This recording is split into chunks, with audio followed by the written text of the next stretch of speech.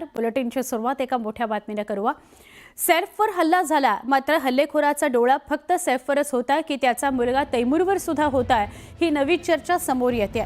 कारण ज्यावेळी सैफवर हल्ला झाला त्यानंतर तात्काळ रिक्षाने सैफला रुग्णालयात हलवण्यात आलं.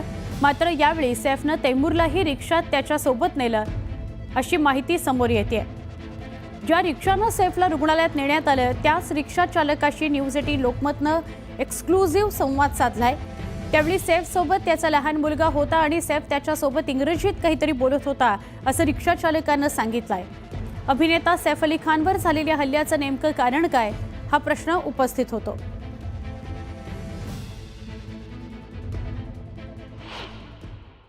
उस टाइम बहुत गंभीर रूप से थे, एकदम खून से लथपथ थे, वो ज्यादा सीरियस लग रहा था. मैंने देख के भी थोड़ा ऐसा छिकछिका सा शरीर सा, थोड़ा डर सा लगा.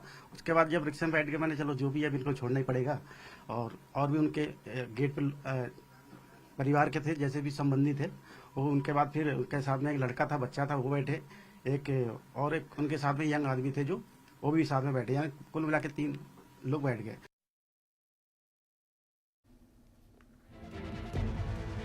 दरम्यान सैफ अली खानच्या हल्ल्यावरून आमदार जितेंद्र आव्हाड यांनी काही प्रश्न उपस्थित केलेले आहेत. एक ट्विट करून त्यांनी हे प्रश्न उपस्थित केलेत.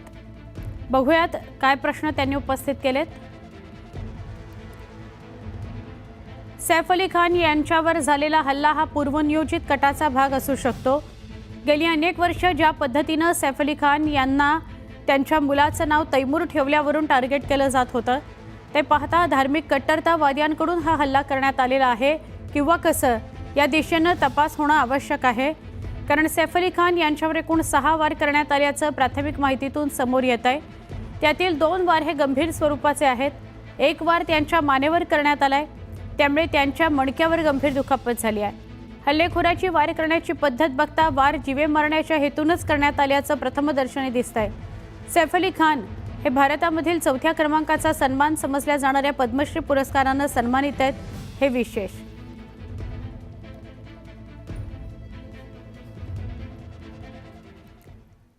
जितेंद्र आव्हाड यांनी केलेल्या या दाव्याला एकेकाळचे आपचे नेते कुमार विश्वास यांनी नुकतंच केलेल्या वक्तव्याची किनार आहे.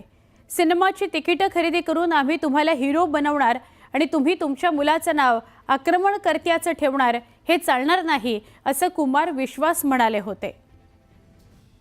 पैसा हम देंगे, टिकट हम खरीदेंगे, हीरोइन हम बनाएंगे, हीरो हम बनाएंगे, और तुम्हारी तीसरी शादी से औलाद होगी तो उसका नाम तुम बाहर से आने वाले किसी आक्रमणकारी के नाम पर रख लोगे, ये चलेगा नहीं. क्या बात है, वाह वाह वाह, जिंदाबाद, वाह वाह वाह. इतने नाम पड़े यार, कुछ भी रख लेते तुम.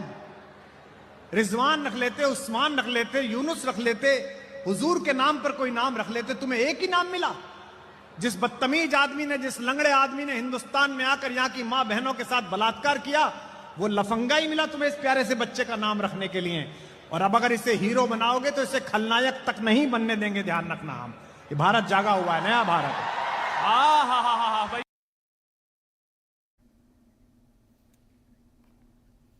आमचे प्रतिनिधी अजित मांढरे यांच्याशी आपण बोलूया. आपण अजित, तुम्ही सांगू शकाल की अगदी ही घटना घडली आहे तेव्हापासून तुम्ही या सगळ्या बातमीवर नजर ठेवून आहात आणि त्यामुळे यंत्रणांच्या सगळ्या अपडेट्स तुम्ही सांगताय. नेमकं काय घडलं? तैमूरवर हल्ला करण्याचा किंवा तैमूरला इजा करण्याचा प्रयत्न होता? पूर्ण आतापर्यंतच्या तपासामधून असं तर समोर आलेलं नाहीये. त्याचबरोबरीनं एलियमा फिलिप उर्फ लिमा ही तैमूर आणि जहांगीर या दोघांची जी केअरटेकर आहे तिने जो जबाब दिला आहे त्यामुळे देखील तसं काही स्पष्ट होत नाहीये. मुळात याच्यामध्ये अशी गोष्ट दिसते की त्याने जबाब दिलेला त्यानुसार आणि पोलिसांची जेव्हा चर्चा केली की हा चोरी करण्याच्या उद्देशाने घरात आला होता, तो सगळीकडे फिरत होता, बाथरूमच्या कोपऱ्यामध्ये लपला होता आणि ज्यावेळेस हालचाल जाणवली करण कपूर आणि त्या लिमाला तेव्हा त्याने बाहेरून विचारलं, तेव्हा त्याने चाकू दाखवून सांगितलं की कोई आवाज नाही करेगा, मैं पैसे यहाँ पर लेने आया हूं, मुझे पैसे दो. आणि हे सगळं आढावडा सुरू असताना जेव्हा गीता आणि करण कपूर तैमूरच्या आणि जहांगीरच्या बेडरूम दिशेने धावले तेव्हा त्यांच्या मागे हा जो हल्लेखोर आहे तो देखील धावला. पण तितक्यात सैफ अली खान आला आणि त्याने सैफ अली खानने त्याची चटापट सुरू केली. या घटनेमध्ये एकच आतापर्यंत सर्वस्वती गोष्ट जी स्पष्ट होते ती म्हणजे की चोरी करण्याचा उद्देश एवढा त्याच्यामध्ये आतापर्यंत स्पष्ट होतोय, पण ज्यावेळी आरोपी पकडला जाईल आणि त्यावेळी ही गोष्ट स्पष्ट होईल की तो फक्त चोरी करण्याच्या उद्देशाने आला होता, तैमूरला, जहांगीरला का सैफ अली खानला हे त्याच्याकडून टार्गेटर होते का फक्त त्यावेळी झटापट झाली आणि त्या झटापटीतून सगळी घटना घडली, हे सर्व जेव्हा आरोपी अटक होईल तेव्हा स्पष्ट होईल. आरोप प्रत्यारोप होत असतात, अनेक लोक आपले तर्क लावत असतात, पण शेवटी तपास यंत्रणा जी माहिती देईल तेच खरं मानलं जाईल. नक्की. पण अजित, तैमूर सुद्धा त्याच्या सोबत होता. आता खरं तर ती परिस्थिती अशी असते की पटकन काय करायचं, काय निर्णय घ्यायचा हे लक्षात येत नाही आणि इतकी मोठी घटना घडली होती सैफ अली खान सोबत. तर तैमूरला तो सोबत घेऊन गेला, त्यामुळे ह्या चर्चा होत आहेत. तो काळजीपोटी घेऊन गेला त्याला? अर्थात, कारण का त्यावेळी घरात सैफ अली खान नंतर जर करता पुरुष असेल पण तो तैमूर होता आणि तैमूरला तिथून घेऊन जाणं किंवा तैमूरला सोबत ठेवणं गरजेचं होतं. रात्रीची वेळ होती, कुटुंबातल्या महिला होत्या, वडील जखमी आहेत. अशा परिस्थितीमध्ये एक मुलगा जो कर्तव्य करेल तेच कर्तव्य त्याने केलेलं आहे. आणि मुळात या सगळ्याच्यामध्ये त्याचं वय किती आहे, तो किती वर्षाचा आहे, हे सगळ्या गोष्टी ज्या आहेत त्या देखील लक्षात घेतल्या पाहिजेत. आपले वडील जखमी झालेले आहेत, त्यांना कुठल्याही परिस्थितीत आपण दवाखान्यात नेलं पाहिजे. रक्तस्राव मोठ्या प्रमाणात होतोय, झटापट झालेली आहे, त्यामध्ये 6 ते 7 वार आपल्या वडिलांवर झालेले आहेत.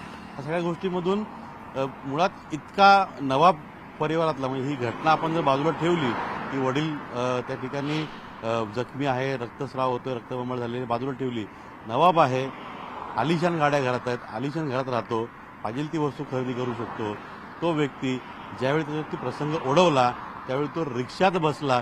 रिक्षात बसून मला वाटत नाही की तैमूर जन्मल्यापासून कधी रिक्षात बसला असेल. कारण का दिमतीला गाड्या आहेत, रेड कार्पेट आहे, नोकर चाकर आहेत, कुठे जायचं असेल तर कोणाला सांगितलं की चुटकीसरशी गोष्टी मिळत असतील.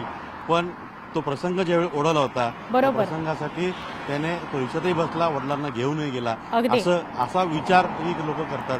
अगदी. आणि कदाचित याच अनुषंगाने विचार व्हायला हवा, कारण लवकरात लवकर हॉस्पिटलला पोहोचणं आणि उपचार सुरू होणं ही त्यावेळची गरज होती आणि त्यामुळे ही घटना अशा प्रकारे बघायला हवी. धन्यवाद, आपण ही माहिती दिलीत त्याबद्दल. सैफ अली खान याच्यावर हल्ला करणारा अद्याप सुद्धा फरारच आहे. तब्बल 55 तास उलटून गेलेत, आरोपी फरार आहे, त्यामुळे चर्चांना उधाण आलंय. अनेक त्याचे फोटो आपण बघतोय, तो त्या परिसरात सुद्धा वावरलेला आहे. ही घटना घडल्यानंतर तो त्या परिसरात वावरलेला आहे असंही दिसलंय. पोलिसांच्या विविध टीम्सकडून त्याचा शोध घेतला जातोय, पण अद्यापही या आरोपीला शोधण्यात काही पोलिसांना यश आलेलं नाहीये. दरम्यान सैफवर हल्ला करणारा आरोपी सीसीटीव्हीत कैद झालाय. हल्ला केल्यानंतर हा हल्लेखोर इमारतीबाहेर जिन्यातून पळत गेला, त्यावेळी तो सीसीटीव्हीमध्ये कैद झालाय. दरम्यान आरोपी हा वांद्रे रेल्वे स्थानकातून लोकल किंवा एक्सप्रेस ट्रेननं मुंबईच्या आसपास किंवा मुंबई बाहेर गेला असावा अशी शक्यता पोलिसांनी वर्तवली आहे. पोलिसांची टीम या प्रकरणी स्थानकावरील सीसीटीव्हीचा तपास करत आहे.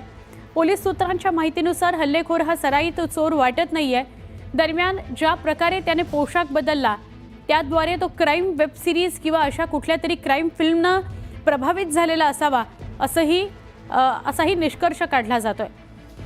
क्राईम ब्रांचच्या टीम आणि पोलिसांच्या 30हून अधिक टीम्स आरोपीचा शोध घेत आहेत.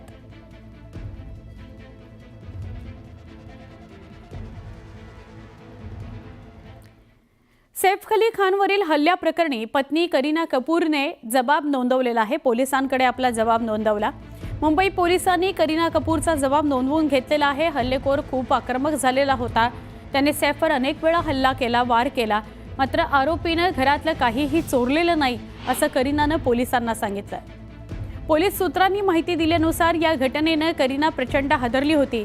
करीनाची बहीण करिश्मा कपूरनं सुद्धा तिला तिच्या घरी ती घेऊन गेलेली आहे.